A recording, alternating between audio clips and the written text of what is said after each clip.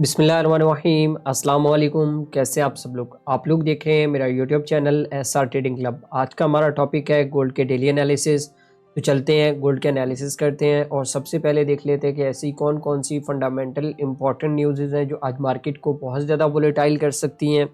और अगर हम लोग आज न्यूज़ के हवाले से बात करें तो आज कोई भी इतनी इम्पोर्टेंट न्यूज़ नहीं है, ना हाई इम्पैक्ट है ना लो इम्पैक्ट है। तो मे भी पॉसिबल है कि यूएस सेशन के अंदर जो गोल्ड की मार्केट है वो काफ़ी ज़्यादा आपको वोलेटाइल नज़र आ सकती है। तो देर नहीं करते हैं, चलते हैं टेक्निकल चार्ट के ऊपर और टेक्निकल चार्ट के ऊपर देख लेते हैं कि गोल्ड आज हमें क्या ट्रेड सेटअप दे रहा है और किस तरीके से हमने ट्रेड करके इससे जो है वो आज मुनाफा बनाना है। तो ये गोल्ड का M30 का चार्ट है। अच्छा, मैंने M30 का चार्ट इसलिए डिस्कस किया है क्योंकि मैंने वीकली एनालिसिस भी अपलोड नहीं किया था, तो मैं चाहता था कि एक दफ़ा मार्केट ओपन हो जाए तो उसके बाद प्रॉपर जो है वो मार्केट को, वैसे भी हमारी वीडियोस जो है वो डेली बेस्ड के ऊपर आती हैं, तो वीकली एनालिसिस मैं जो है वो थोड़ा कम ही पोस्ट करता हूँ। तो कोशिश होती है कि आपको डे बाय डे जितनी भी अपडेट्स होती हैं तो वो मैं साथ साथ आपको बताता रहूँ, ताकि आपको आइडिया हो जाए कि किस तरीके से आप लोगों ने ट्रेड करना है। तो देर नहीं करते हैं, चलते हैं टेक्निकल एनालिसिस करते हैं।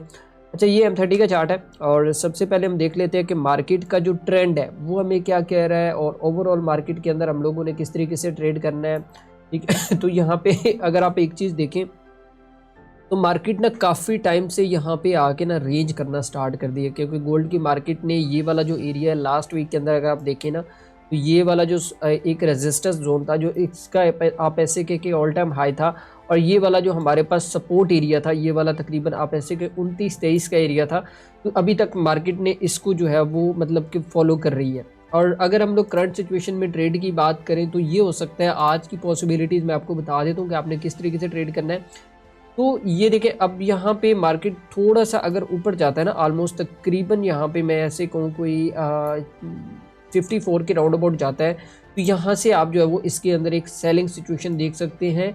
तकरीबन ऑलमोस्ट आप ऐसे कहें तो 29-23 तक के लिए। ठीक है, ये तो था हमारे पास एक सेल का सेटअप, क्योंकि मार्केट अभी जो है वो रेजिस्टेंस के बहुत ज़्यादा करीब है। तो मे भी पॉसिबल है कि मार्केट यहाँ पे एक स्पाइक लगाने के बाद मार्केट डाउन साइड पे मूव, करेक्शन वाइज मूव कर सकता है। लेकिन अगर गोल्ड की मार्केट जो है वो आपकी 54 को ब्रेक कर जाती है तो फिर गोल्ड के पास जो अगला लेवल निकल के आता है वो 3000 का लेवल है। तो आपको मैंने लास्ट कुछ वीडियोस के अंदर बताया था बड़ा क्लियर कट कि गोल्ड की मार्केट जो है वो 3000 तक जाएगी और इंशाल्लाह आप देखेंगे ये लाजमन जाएगी। ठीक है। अच्छा, अगर हम लोग बाय के सेटअप की थोड़ी सी बात कर लेते हैं कि अब आपने बाय किस तरीके से करना है।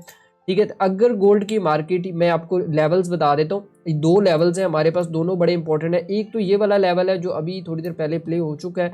अगर तो गोल्ड की मार्केट दोबारा से अगर आप देखें तो यहाँ पे इसने एक सपोर्ट एरिया बनाया और सपोर्ट एरिया के बाद अगर दोबारा यहाँ पे आती है, तकरीबन आप ऐसे कोई 35-36 का एरिया, ठीक है, तो 35-36 के एरिया में आती है, तो यहाँ से आप अगेन जो है वो इस एरिया से इसको जो है वो बाय वाली साइड पे देख सकते हैं। ठीक है, और अगर गोल्ड की मार्केट इस एरिया को ब्रेक कर जाती है, मतलब कि आपका 33 और 35 ब्रेक हो जाता है और H1 की कैंडल या M30 की कैंडल जो है वो उसके नीचे क्लोज हो जाती है, तो फिर आपने वेट कर लेना है। फिर हमारे पास जो फाइनल सपोर्ट निकल के आता है वो ये वाला सपोर्ट है, तकरीबन आप ऐसे 29-23 वाला सपोर्ट है। तो मे भी पॉसिबल है कि यूएस सेशन के अंदर गोल्ड की मार्केट जो है वो अगर ये वाला लेवल ब्रेक करती है तो यहाँ तक आने के बाद अगर हमें कोई अच्छा ट्रेड सेटअप मिलता है, यहाँ पे कोई एविडेंस मिलता है, तो अगेन यहाँ पे हम लोग जो है वो इसको बाय वाली साइड पे देखेंगे और हमारा जो पहला टीपी होगा वो हमारे पास जो होगा वो तकरीबन आप 35 कह लें, और सेकंड टीपी हमारे पास जो निकल के आता है वो 54 का कह लें। तो ये हमारे पास जो बाय के सेटअप हम समझ आ गए होंगे। अब देखिए, मैंने आप लोगों को गोल्ड की बाइंग पोजीशन भी बता दी है, सेलिंग पोजीशन भी बता दी है। तो देखिए, आप एक चीज़ जब एनालिसिस कर रहे होते हैं ना, जब आप चार्ट को देख रहे होते हो तो एक चीज़ के ऊपर फोकस किया करें कि जल्दबाजी मत किया करें। देखिए, अगर मुझे पता है कि यार मेरे पास ट्रेड यहाँ पे नहीं बन रहा है, मुझे कोई यहाँ पे लेवल समझ नहीं आ रहा है, तो भाई मैं ट्रेड नहीं करूँगा, मैं अपने लेवल का वेट करूँगा कि अगर तो मुझे सेल करना है तो मुझे मार्केट एक अच्छी प्राइस के ऊपर मिले तो मैं वहाँ पे जो है वो इसको सेल करूँ, या बाय करना है तो मुझे मार्केट एक सपोर्ट के ऊपर एक अच्छी प्राइस कंफर्मेशन के साथ मिले तब जाके मैं इसको बाय करूँ। तो वो ट्रेड की जो एक्यूरेसी होती है वो सबसे अच्छी होती है।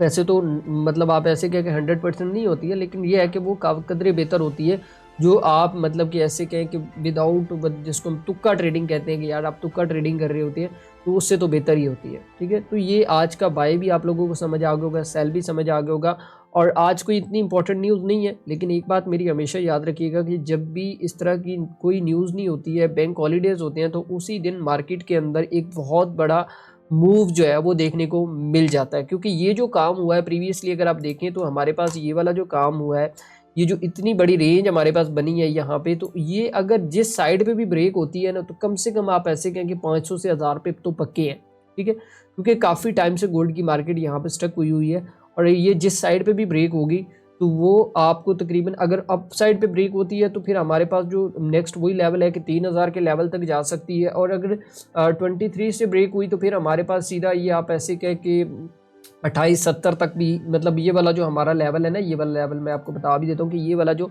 सपोर्ट लेवल है, ठीक है, ये बीच में है तो सही, लेकिन ये एक माइनर सा लेवल है। लेकिन यहाँ पे फिर हमें दोबारा जो है वो गोल्ड की मार्केट देखने को मिल सकती है। अब आपको दोनों लेवल्स, मतलब फ्यूचर के लेवल्स भी बता दिए हैं, आपको करंट सिचुएशन भी बता दी है, आपको बता दिया कि आप लोगों ने जल्दबाजी नहीं करनी है। और बहुत सारे लोग जल्दबाजी ये करते हैं कि उनको ट्रेड सेटअप समझ नहीं आता, तो जिसकी वजह से वो नुकसान कर बैठते हैं। तो खुदारा मैं आप लोगों से हमेशा एक चीज़ कहता हूँ कि ये जो चीज़ें होती हैं एनालिसिस वगैरह, या ये जो सारी चीज़ें होती हैं, तो ये आपको एक्सपीरियंस और लर्निंग से आती हैं।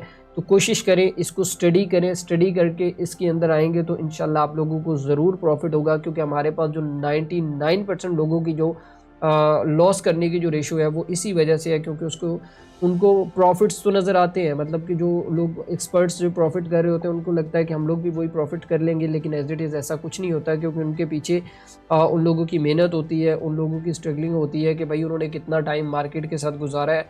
तो ये चीज़ें बहुत मैटर करती हैं।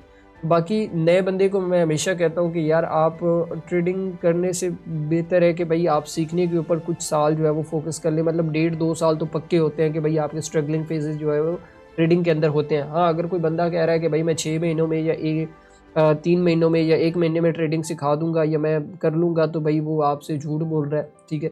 एज इट इज़ ऐसा इसमें कुछ नहीं होता, क्योंकि इसमें लर्निंग भी, अगर आप अच्छी लर्निंग लेते हैं तो कम से कम भी आपको 8 से 9 महीने लग जाते हैं। और उसके बाद उसके ऊपर बैक टेस्टिंग और वो ये सारी असाइनमेंट्स और वो मार्केट के ऊपर एक डेमो बना के फिर वो सारा एक अपने आप की स्ट्रेटजी डेवलप करना, तो उसमें काफ़ी ज़्यादा टाइम लग सकता है आपको। तो बाकी आई थिंक समझ आ गया होगा क्या करना है क्या नहीं करना है, तो आप खुद बेहतर जानते हैं। तो बाकी दुआओं में याद रखिएगा। मिलते हैं कल की वीडियो के अंदर। अल्लाह हाफिज़।